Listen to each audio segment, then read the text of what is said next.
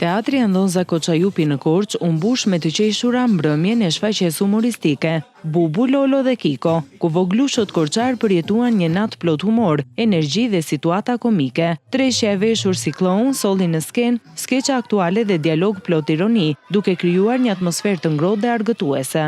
Jemi 3 personazhe, Lolo, Kiko dhe Bubu, të cilët gjatë gjithë shfaqjes ata kërkojnë një të qeshur, të cilën e kanë vjedhur në cirk.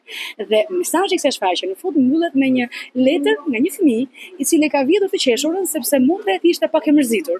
Ja çoi në shtëpi me qëllimin që e qeshura shumë fishohet, bëhet 1, 2, 3 dhe kur shpërndahet, ajo bëhet, si thua, në mas.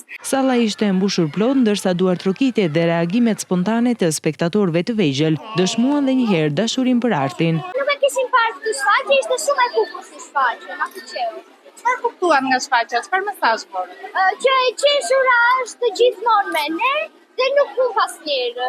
Mua më duk shumë e bukur shfaqja dhe interesante. Kishte një temë të bukur, por na përcillte mesazhin që ne gjithmonë të jemi të qeshur. Të pëlqeu shfaqja? Po. Cili personazh të pëlqeu më shumë? Loloja. Shumë bukur. Çfarë mesazh morët? Çfarë kuptuan nga gjithë shfaqja? Që duhet të qeshim më shumë, të kënaqemi. Kishit një personazh të preferuar? Kush duajti më bukur sipas teje? Kiko. Të pëlqeu shfaqja? Atmosfera në teatr u ndez dhe nga performanca e kërcimtarëve të vegjël. Shfaqja do të jepet në teatr dhe për 3 net të tjera në datat 9, 10 dhe 11 shkurt. Aktivitetet të tilla kulturore vijojnë ta mbajnë gjallë jetën artistike të qytetit dhe ta afrojë publikun me teatrin dhe artin e humorit.